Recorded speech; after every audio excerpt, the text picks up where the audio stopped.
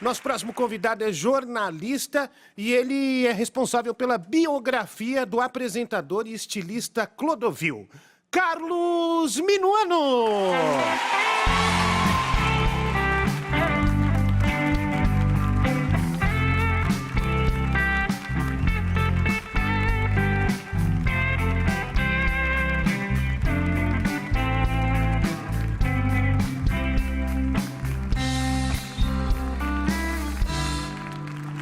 Carlos Minuano. O Carlos Minuano escreveu...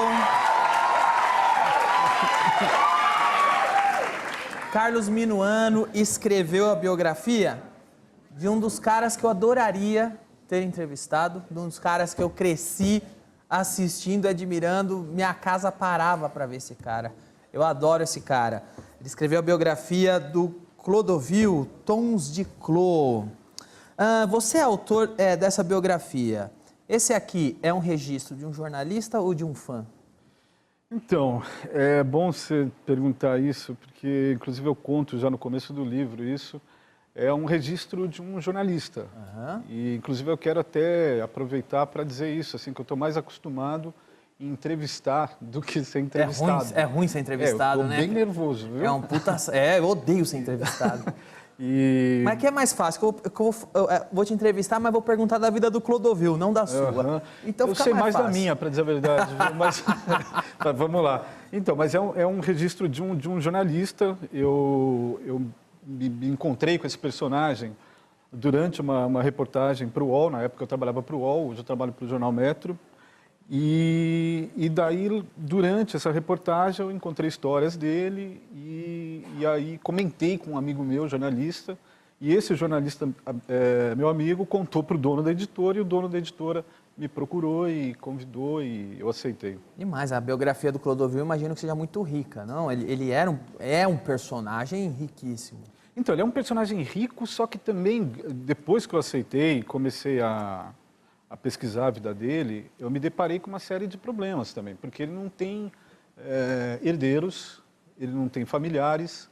Então, o meu primeiro desafio foi encontrar fontes para falar sobre o Clodovil. Ele não tinha muitas pessoas próximas? Não, então, algumas pessoas próximas se negaram a falar, inclusive isso já foi... Por quê?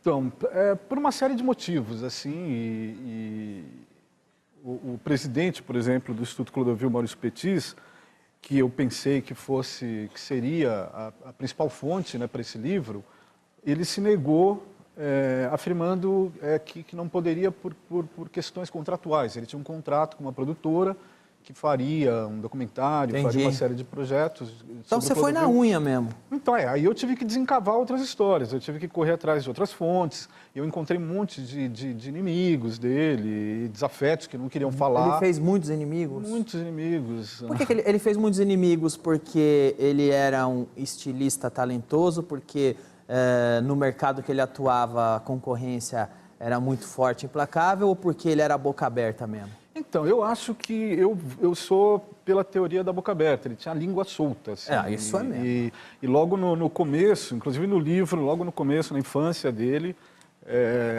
eu já destaco isso, assim, porque ele deu uma resposta atravessada para o pai dele uma vez, Logo no e ele início. tomou um tabefe na orelha que ele ficou surdo de uma... Você tá brincando. Você sabe que resposta foi essa?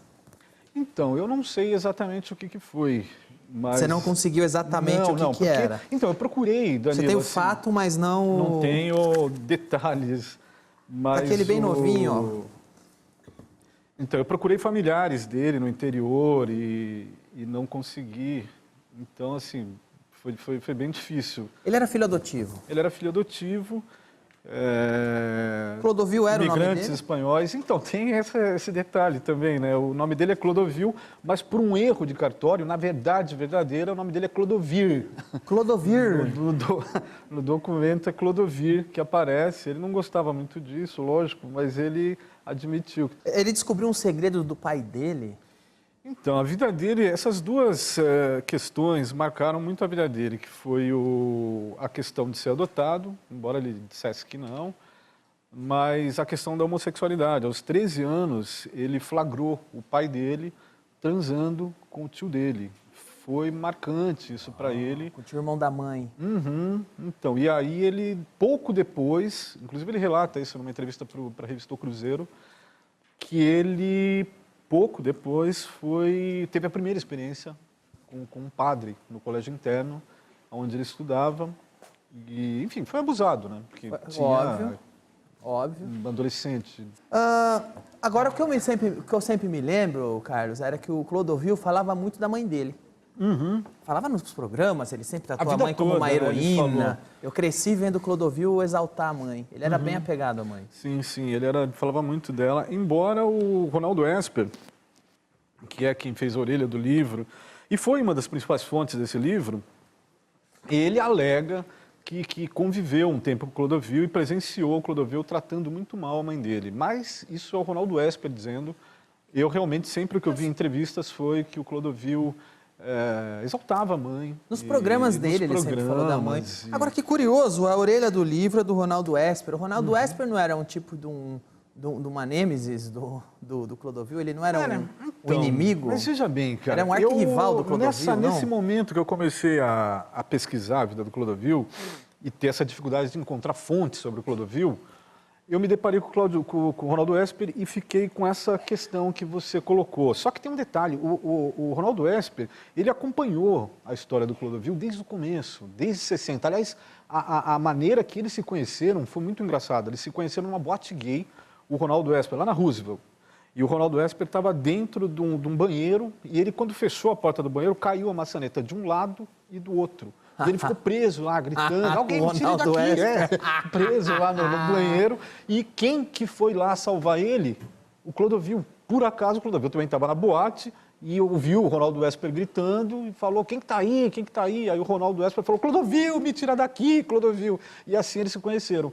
E o Ronaldo Esper, independente das brigas que eles tiveram, processos, ele acompanhou aquele momento do Clodovil, da moda, do Denner, que também teve as tretas com o Denner. Sim. Então ele é uma testemunha viva.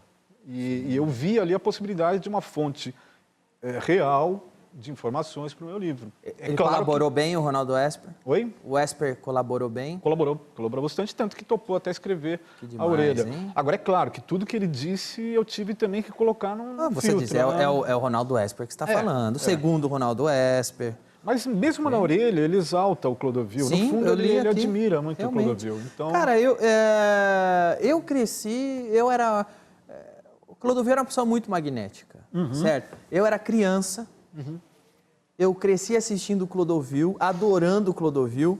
O meu pai, adulto, adorava o Clodovil. Minha mãe adorava o Clodovil. Minha avó, ou seja, gerações adoravam o Clodovil. O excelente comunicador. Por que as pessoas gostavam tanto do Clodovil? Então, ele era um estilista, certo? Ele era um estilista. Mas eu acho que ele era mais que isso. Exato, né? Eu era criança, até hoje eu estou cagando pro mundo da moda. Ele tinha um magnetismo que, inclusive, a moda não comportou. Né? Quando a moda... Porque a moda dele era alta costura, aquela né, preparada né, para aquela pessoa. Quando veio as grandes grifes, ele começou a flertar com a televisão. Mas, na verdade, ele começa a flertar com a TV também, porque ele precisava mais do que a moda dava. Ele precisava de fama, ele gostava de glamour, ele gostava de aparecer. E fazia isso muito bem, né? Na TV, logo que ele começou naquele programa 8800, né, da TV Globo, que ele respondia perguntas da Dona Beija, ele começou a se destacar, a performance dele, né? Então ele tinha realmente esse magnetismo que encantava as pessoas.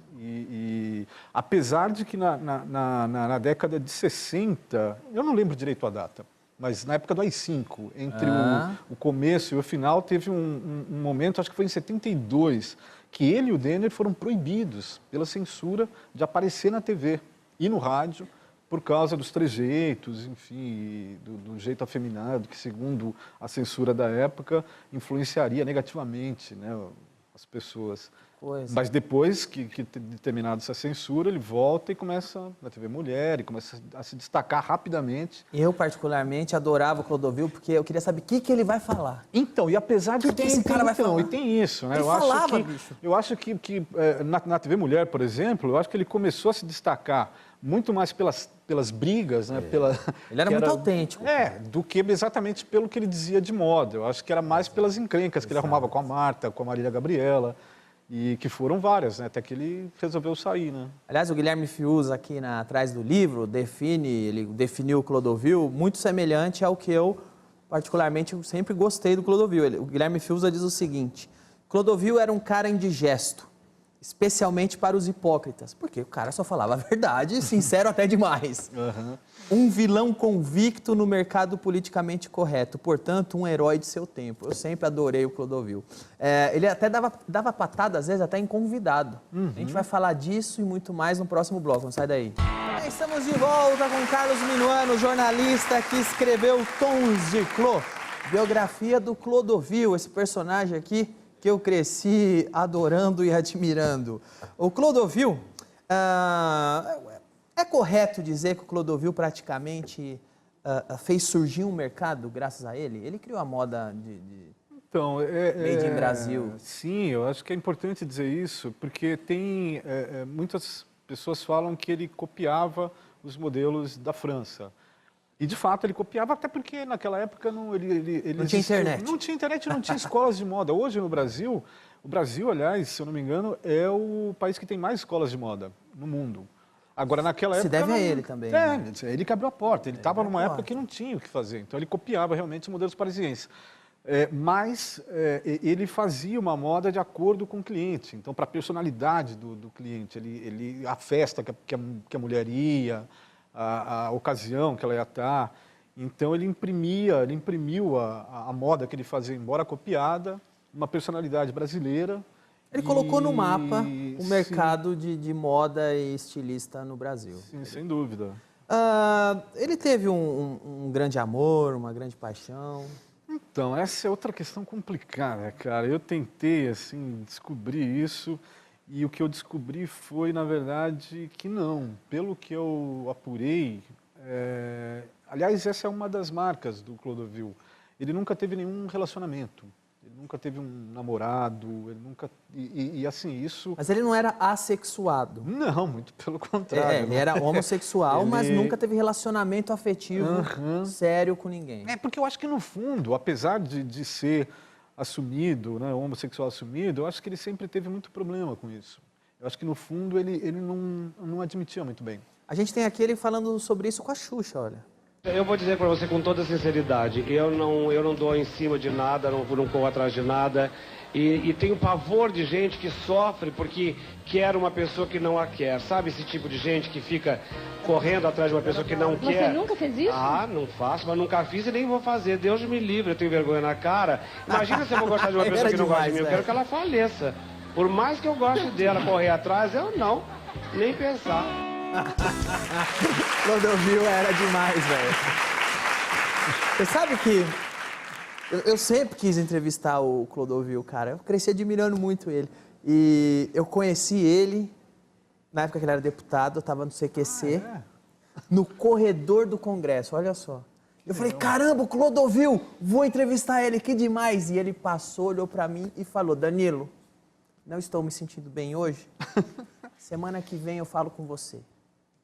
Caramba. Semana que vem ele morreu. Putz. Foi uma semana de ele morrer, cara. Foda. E eu sempre quis entrevistar ele. Eu não tenho a entrevista dele. É uma pena. Então, na política, aliás, aproveitando que você falou da política, ele conseguiu também alguns desafetos, inclusive com a comunidade gay, né? Sim. Tem aquela ocasião que ele foi chamado para participar da parada do orgulho, né, gay, e ele falou que, quer dizer, não topou e falou assim, não, eu tenho o menor orgulho de ser gay. e se recusou. E se esperava, né, dele uma atitude mais, quer dizer, políticas, né, voltada aos homossexuais, e pelo contrário, ele não... Eu lembro da encrenca que ele arrumou com uma deputada que começou a chorar. Você é muito feia. Aliás, vai lá no meu YouTube. Na época eu fiz piada disso no stand-up. Você vai encontrar algumas. Põe Danilo Gentili e Clodovil que você vai ver. Tem um trechinho do Clodovil atuando na política aí? Eu não sei o que é decoro com um barulho desse enquanto a gente fala. O que seria decoro com esse algar? Porque parece um mercado, isso aqui representa o país. Eu não entendo que tanto barulho quando as pessoas estão falando. Eu não posso deixar de vir aqui e me congratular com Vossa eleição.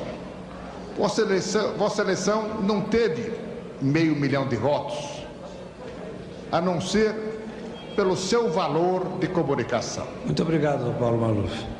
Bem,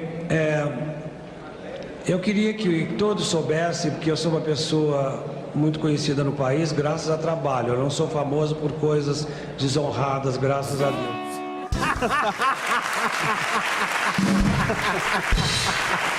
Deu na cara do Maluf, bicho. Clodovil era demais. Um dos momentos preferidos meu do Clodovil foi durante um programa dele na Rede TV, que ele tava com a Nicole Puzzi, dá uma olhada. Nicole Puzzi, o que você acha que é superstição? Eu acho que é uma bobagem. Eu nem sabia que eu haveria de falar sobre esse tema e eu fui convidada para vir falar alguma coisa sobre o meu perfil, sobre o meu trabalho. Como é que você começou sua grande carreira, Nicole? Não, minha carreira não é uma grande carreira, não. A minha carreira... Na Bahia, como se a produção fosse incompetente. Vem cá. Existe alguma teoria da conspiração que o Clodovil teria sido assassinado? Então, existe. O Ronaldo Esper, inclusive, é um que defende essa tese, né, de que ele teria sido assassinado. E eu vi... Mas por quê? Qual o interesse? Então, porque, na verdade, a morte do Clodovil ficou realmente muito mal explicada, em vários detalhes. Assim, só que, também revirando essa história, eu descobri que essa teoria do assassinato é, na verdade, a ponta de uma história muito maior. Eu encontrei pessoas que denunciaram, denunciaram corrupção no gabinete dele e diversas coisas que, inclusive, eu não pude colocar no livro. Porque algumas pessoas que estavam me dando essa informação e que disseram que teria prova, inclusive, sobre isso, se recusaram depois, antes do final do livro, e eu tive que tirar uma série de informações Tiraram a autorização para você publicar. Exatamente. E eu não pude publicar por orientação do advogado, até porque seria a minha palavra contra... Então, a teoria da conspiração, vamos chamar assim, de que ele teria sido assassinado, tem a ver com o envolvimento dele com política.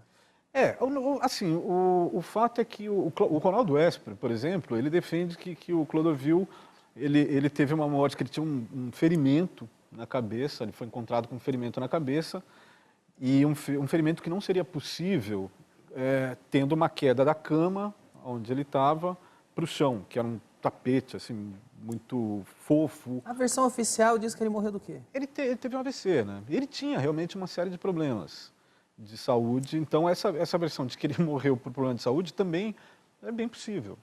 Agora, dadas as informações que eu tive acesso, eu tenho...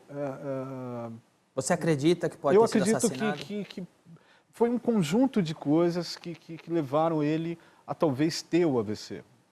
Tá? Assim, mas ele estava sendo, pelo que eu apurei, ele estava sendo pressionado, ele estava sendo roubado. Ameaçado. E ele descobriu, o que eu soube é que ele descobriu isso pouco antes de morrer, no último final de semana que ele estava vivo. Inclusive, na terça-feira ele teria um jantar com o Temer.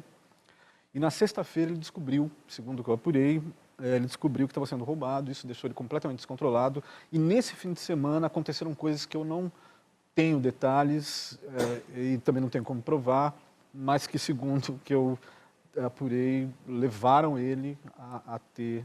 Ele sofreu uma hipercarga, ameaça, roubo, traição... Cara, eu soube até de manipulação dos remédios, sabe? De que estavam alterando o medicamento dele para ele dormir durante o dia e ficar acordado à noite. Assassinar. Uma maneira sutil, né, de assassinar. Mas, assim, são coisas que são teorias, assim, eu não tenho como provar e também não quero acusar ninguém. Mas eu acredito que tem muita coisa ainda para ser descoberta. Esse é o fato. Bem. Muito bem. Olha, Carlos, muito obrigado pela entrevista. Está aqui, ó, Tons de Clô. Um personagem emblemático da cultura pop brasileira. Muito obrigado, foi um prazer.